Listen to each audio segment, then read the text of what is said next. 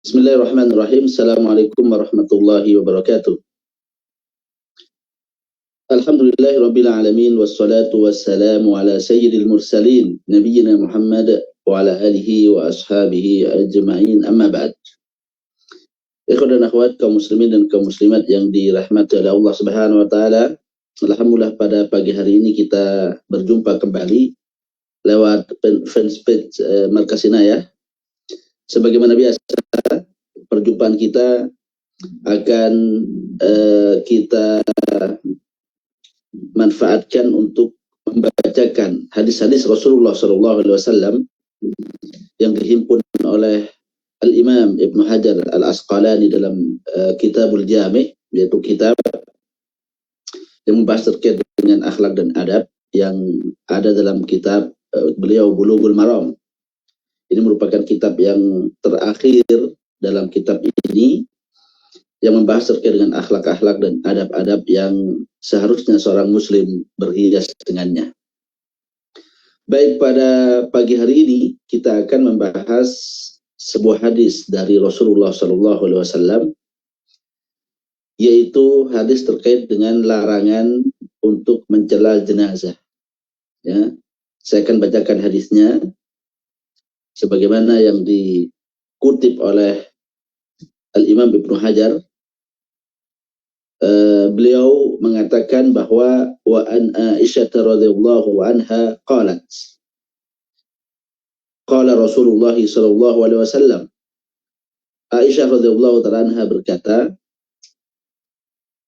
bersabda Rasulullah sallallahu alaihi wasallam, kutip oleh la tasubbul amwal. Imam Ibnu Hajar, janganlah kalian mencela. Bersabda Rasulullah sallallahu alaihi wasallam, kutip oleh la tasubbul amwal. Ibnu Hajar, janganlah kalian mencela. Bersabda Rasulullah sallallahu alaihi wasallam, dari apa yang telah mereka kerjakan. Janganlah kalian mencela. Bersabda Rasulullah sallallahu alaihi wasallam, Imam Bukhari bahkan berkata dari Ibnu Hajar Al-Asqalani di dalam kitab Imam Bulughul Maram, bahkan berkata dari hadis yang kita akan bahas pada pagi hari ini. Jadi hadis ini selain diriwayatkan oleh Imam Bukhari, juga diriwayatkan oleh Imam Ahmad dan juga Al-Imam Darimi. Hadis ini merupakan hadis yang sahih, yang valid, yang diucapkan dan disabdakan oleh Rasulullah Sallallahu Alaihi Wasallam.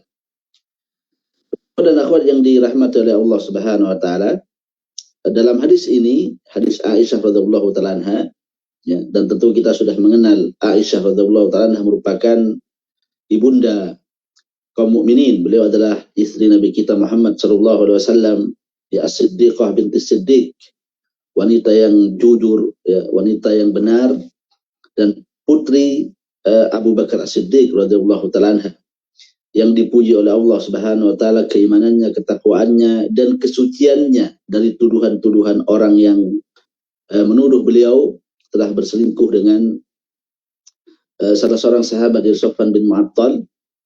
Namun Allah Subhanahu wa taala mensucikan beliau dari tuduhan-tuduhan ini dalam surat An-Nur. Ya, makanya beliau disebut dengan As-Siddiqah. Kemudian beliau merupakan salah seorang sahabat Rasulullah SAW yang paling faqih, ya, yang paling banyak ilmunya dan paling banyak meriwayatkan hadis Rasulullah SAW dari kalangan wanita.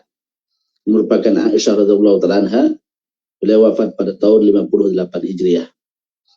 Hadis yang beliau riwayatkan pada pagi hari ini adalah, dalam kitab ini adalah, la tasubbu al-amwat, janganlah kalian mencela orang-orang yang telah meninggal dunia.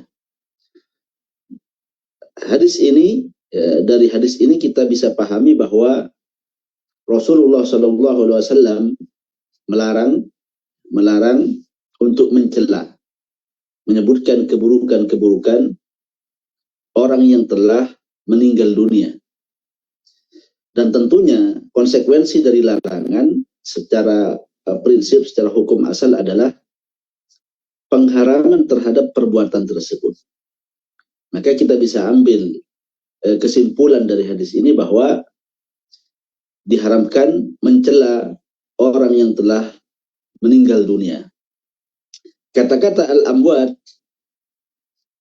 Ini kata para ulama kita, alif lam dalam kata al-amwat itu adalah lil istighraq. Al-istighraq maksudnya adalah mencakup semua jenazah, semua orang yang meninggal dunia, baik dia orang mukmin maupun dia orang kafir. Maka secara umum hukum asal mencela jenazah, menyebutkan keburukan-keburukan orang yang telah meninggal dunia, hukumnya adalah haram. Baik jenazah tersebut seorang yang mukmin ataupun dia orang yang kafir. Ini merupakan pendapat dari sebagian para ulama kita. Karena alif lam dalam al-amwat itu berfungsi lil istighraq. Al-istighraq berarti mencakup seluruh mayit, seluruh orang yang meninggal dunia, seluruh jenazah, baik dia muslim maupun kafir. Pendapat yang kedua terkait dengan al-amwat dalam hadis ini adalah bahwa hadis ini khusus bagi orang-orang yang beriman, orang-orang yang beriman kepada Allah Subhanahu wa taala. Karena alif lam dalam al-amwat di sini lil ahad, alif lam ditarif. Maka kata para ulama kita, pengharaman celaan kepada jenazah ataupun kepada orang yang meninggal dunia khusus kepada orang-orang yang beriman saja. Dan juga kata sebagian para ulama kita, sabda Rasulullah SAW yang setelahnya juga mengindikasikan bahwa hadis ini dikhususkan bagi orang-orang yang beriman, yaitu larangan mencela orang-orang yang beriman. Fa innahum qad afdau ila ma qaddamu ilaih, bahwasanya mereka telah mendapatkan balasan dari apa yang telah mereka kerjakan dari Allah Subhanahu wa taala.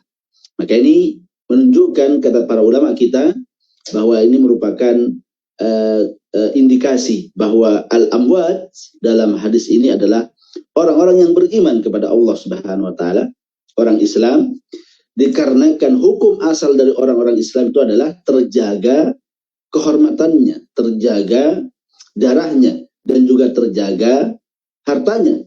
Maka ketika terjaga semua ini maksum, ketika mereka masih hidup, maka juga terjaga, dilarang bagi kita untuk mengoyak kehormatan mereka, mengambil harta mereka dan juga darah mereka ketika mereka telah meninggal dunia. Ini merupakan pendapat yang kedua. Pendapat yang ketiga dari kalangan para ulama kita, bahwasannya bahwa larangan ini, itu larangan untuk mencela orang-orang yang telah meninggal dunia, itu berlaku bagi orang yang beriman secara hukum asal, dan juga berlaku kepada orang-orang yang kafir, khususnya orang kafir yang zimmi dan juga yang mu'ahad. Zimmi adalah yang berada di dalam perlindungan kaum muslimin karena mereka membayar pajak dan jizyah dan menyerahkan urusan-urusan mereka kepada kaum muslimin. Adapun yang mu'ahad adalah orang-orang yang kafir yang memiliki perjanjian perdamaian dengan orang-orang yang beriman. Jadi ada perincian ya, dari kalangan para ulama kita terkait dengan kalimat al-amwat ini. Barangkali pendapat yang ketiga ini adalah pendapat yang lebih dekat dengan kebenaran. Jadi larangan untuk mencela, pengharaman untuk mencela dalam hadis ini ya berlaku bagi orang-orang yang beriman. Yang pertama tentunya orang-orang yang Islam. Kemudian yang kedua berlaku bagi orang-orang yang kafir ya, dengan syarat bahwa mereka adalah kafir zimmi ya, yang punya di bawah perlindungan kaum muslimin, dan juga kafir mu'ahad ya, yang punya hubungan perjanjian antara orang-orang yang beriman, orang-orang kafir dengan orang-orang yang beriman, pemerintahan kaum muslimin dengan pemerintahan orang-orang kafir. Maka ini pendapat yang ketiga yang disebutkan oleh para ulama kita terkait dengan masalah ini. Karena hukum asal kafir harbi, kafir yang diperbolehkan untuk diperangi, ghairu maksum, mereka bukan tidak terjaga harta mereka, jiwa mereka, dan juga kehormatan mereka ya. Oleh karena itu kekhususan pengharaman ini hanya berlaku bagi orang-orang kafir zimmi yang mendapatkan perlindungan dari kaum muslimin, dan juga orang-orang kafir muahad yang punya perjanjian dengan pemerintah kaum muslimin. Maka bisa kita katakan bahwa kesimpulan pengharaman ini berlaku bagi orang-orang yang beriman kepada Allah Subhanahu wa taala, orang-orang muslim, karena mereka maksum, ya, terjaga darah mereka, kehormatan mereka dan juga harta mereka. Yang kedua adalah orang kafir tertentu, yaitu kafir dhimmi dan kafir muahad.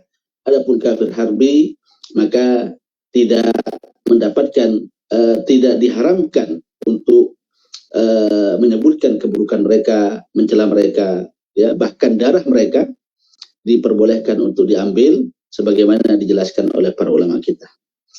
Kemudian yang kedua, sabda Rasulullah SAW, fa innahum qad afdau ila ma qaddam. Sesungguhnya mereka telah mendapatkan balasan, ya, dari amalan mereka, baik amalan itu baik ataupun amalan itu buruk. Kata para ulama kita bahwa fa di sini adalah sababiyah. Maka hadis ini, ya, penggalan ini merupakan motif, ya, bagi larangan di atas, ya, bagi larangan untuk mencela jenazah, mencela orang yang sudah meninggal dunia. Kenapa mencela orang yang sudah meninggal dunia diharamkan oleh syariat? Dikarenakan mereka sudah mendapatkan balasan dari Allah Subhanahu wa taala. Maka cukup balasan dari Allah Subhanahu wa taala sebagai balasan dari kematian mereka. Tidak perlu kemudian kita mencela jenazah dan orang-orang yang meninggal dunia. Kenapa? Karena tidak ada manfaatnya. Ya. Tidak ada manfaatnya bagi kita, bahkan kita mungkin terjatuh ke dalam hal yang mengibahi, menyebutkan jatuh ke dalam perbuatan dosa. Yang kedua, ya, celaan-celaan kita ini tidak sampai kepada orang yang meninggal dunia, karena mereka disibukkan dengan apa? Dengan balasan yang datang dari Allah Subhanahu wa taala. Kita tahu bahwa di dalam kuburan itu ada azab kubur dan juga ada naimul qabr. Maka mereka sudah bergelimang dengan imma mendapatkan kenikmatan dalam kuburan, atau mereka akan mendapatkan balasan berupa azab dari perbuatan-perbuatan mereka ketika di dunia. Maka celaan kita tidak ada manfaatnya, tidak ada fungsinya, sehingga kemudian itu dilarang dalam syariat kita untuk mencela orang-orang yang meninggal dunia. Kemudian hikmah yang kedua, ya, hikmah larangan untuk mencela, motif larangan untuk mencela adalah sebagaimana disebutkan oleh Rasulullah SAW dalam hadis yang diriwayatkan oleh Imam At-Tirmidzi, ya, la tasubbul amwat fatu'dhu al-ahya, katanya. Jangan kalian mencela orang yang sudah meninggal dunia sehingga kalian menyakiti orang-orang yang masih hidup. Jadi ketika kita mencela orang yang sudah meninggal dunia, menyebutkan keburukan-keburukannya dan lain sebagainya, maka justru yang akan mendapatkan sisi negatif dari celaan kita adalah orang yang meninggal dunia dari kalangan kerabatnya. Mereka akan marah, akan tersinggung, atau mereka juga akan merasa tidak nyaman dengan celaan-celaan yang kita lakukan kepada orang yang meninggal dunia. Oleh karena itu perbuatan ini tidak membawa manfaat, sehingga kemudian diharamkan oleh syariat kita untuk mencela, menyebutkan keburukan-keburukan orang yang sudah meninggal dunia. Kaum muslimin dan kaum muslimat yang dirahmati oleh Allah Subhanahu wa taala, hal-hal yang mungkin perlu untuk kita ketahui bahwa hukum asal dari mencela jenazah adalah haram sebagaimana kita sebutkan. Namun para ulama kita membolehkan untuk menyebutkan keburukan-keburukan orang yang sudah meninggal dunia jikalau ada maslahatnya, jikalau ada faedahnya, ada manfaatnya. Apa itu? Yaitu agar manusia terhindar atau berhati-hati terkait dengan kesalahan-kesalahan orang yang meninggal dunia tersebut. Misalnya, orang yang meninggal dunia adalah orang yang beriman, orang Islam, ya, beriman kepada Allah Subhanahu wa taala, namun memiliki keyakinan-keyakinan yang merusak, atau dia bergelimang dengan kebid'ahan yang mungkin orang awam tidak mengetahui terkait dengan aib dan cacat ini. Maka diperbolehkan bagi kita untuk menyebutkan keburukan-keburukannya sesuai dengan kebutuhan dan maslahat, agar kemudian kaum muslimin secara umum terhindar dari akidah yang dimiliki atau bid'ah yang dia lakukan. Maka ini diperbolehkan. Nah, jikalau kepada orang yang beriman diperbolehkan, maka kepada orang kafir juga diperbolehkan, agar kemudian kita berhati-hati terhadap kekafirannya atau terhadap tingkah laku dan perilakunya, sehingga kemudian kita bisa berhati-hati terkait hal-hal yang dimiliki oleh orang tersebut. Jadi jangan kita mencela dari sisi pribadinya, tapi yang dicela adalah hal-hal atau yang disebutkan adalah hal-hal yang berbahaya, perlu untuk dihindari terkait dengan masalah agama. Ya, seperti penyimpangannya dalam masalah akidah misalnya, atau bid'ah yang dia lakukan dalam masalah ibadah, maka ini perlu dijelaskan, tentunya dengan cara yang baik, sehingga kemudian bisa diterima oleh masyarakat yang ada di sekitar kita, dan mereka berhati-hati terhadap hal-hal yang kemudian kita jelaskan bahwa ini menyelisih syariat, akidah ini menyimpang, ini merupakan bid'ah yang dilarang oleh ajaran agama kita ini. Maka para ulama kita sepakat membolehkan hal-hal yang seperti ini karena ada maslahat dan manfaat yang sangat besar dalam menyebutkan keburukan-keburukan dan juga penyimpangan-penyimpangan orang yang seperti itu. Dan ini juga sebagaimana yang dilakukan oleh para ulama kita terkait dengan al-jarh wa ta'dil, pujian dan celaan kepada perawi-perawi hadis, ya. Mereka sudah meninggal dunia, mereka sudah wafat, tetapi para ulama kita tetap menyebutkan bahwa fulan dhaif, fulan lemah hadisnya, fulan kurang kuat hafalannya, atau fulan adalah orang yang terjatuh dalam bid'ah dalam masalah ini. Ini disebutkan dalam buku-buku para ulama kita terkait dengan perawi-perawi hadis, dan ini diperbolehkan secara syariat dikarenakan ada maslahat yang sangat besar yang kita harapkan untuk kita petik dari aktivitas dan perbuatan seperti ini. Kaum muslimin dan kaum muslimat yang dirahmati oleh Allah Subhanahu wa taala, inilah penjelasan dari hadis yang kita bahas pada pagi hari ini. Kesimpulan yang kita bisa dapatkan dari penjelasan secara ringkas tadi, yang pertama adalah haram bagi kita untuk mencela mayit, dan bukan juga mencela mayit, tapi mencela orang yang masih hidup. Makanya para ulama kita mengatakan bahwasannya man la yajuzu ghibatuhu fi al-hayati la yajuzu ghibatuhu fil mamat. Orang yang tidak boleh kita gibahi ketika masih hidup, maka tidak boleh juga digibahi ketika mereka sudah meninggal dunia atau kita sudah wafat. Lebih baik lisan kita jaga, ya. Falyakul khairan aw liyasmut, ya, mengatakan perkataan yang baik atau diam, ini merupakan salah satu di antara tanda keimanan seorang hamba. Tidak mudah untuk mencela, menghina, baik bagi orang yang masih hidup maupun orang yang meninggal dunia. Kemudian yang kedua, bahwa pengharaman ini berlaku bagi orang-orang yang beriman, orang-orang Islam, ini hukum asalnya. Kemudian juga berlaku bagi orang-orang kafir, khususnya orang kafir yang memiliki perjanjian dengan kaum muslimin atau disebut dengan muahad, atau dia di bawah perlindungan kaum muslimin yang disebut dengan kafir zimmi, ya. Karena mereka membayar pajak, menyerahkan urusan kepada kaum muslimin, maka kemudian dia juga mendapatkan perlindungan dari pemerintah kaum muslimin. Kemudian yang ketiga, bahwa motif dari larangan ini dikarenakan mereka telah mendapatkan balasan dari perbuatan-perbuatan mereka di hadapan Allah Subhanahu wa taala. Maka apa yang kita lakukan sebenarnya tidak ada faedahnya. Celaan kita tidak sampai kepada orang yang meninggal dunia karena mereka mendapatkan balasan dari amalan-amalan mereka. Yang kedua, celaan kita berpotensi untuk menyakiti orang-orang yang masih hidup, kerabat-kerabatnya, sahabat-sahabatnya, tetangganya sangat banyak. Sehingga kemudian bisa jadi celaan kita, penghinaan kita, dan juga menyebutkan keburukan-keburukan orang yang meninggal dunia justru menyakiti dan mengganggu orang-orang yang masih hidup. Dan ini sebagaimana sabda Rasulullah SAW, la tasubbul amwata fatu'dhu al-ahya. Jangan kalian mencela orang-orang yang sudah meninggal dunia sehingga kalian bisa menyakiti orang-orang yang masih hidup. Ini yang mungkin bisa kita jelaskan pada kesempatan kali ini. Semoga mendapatkan faidah.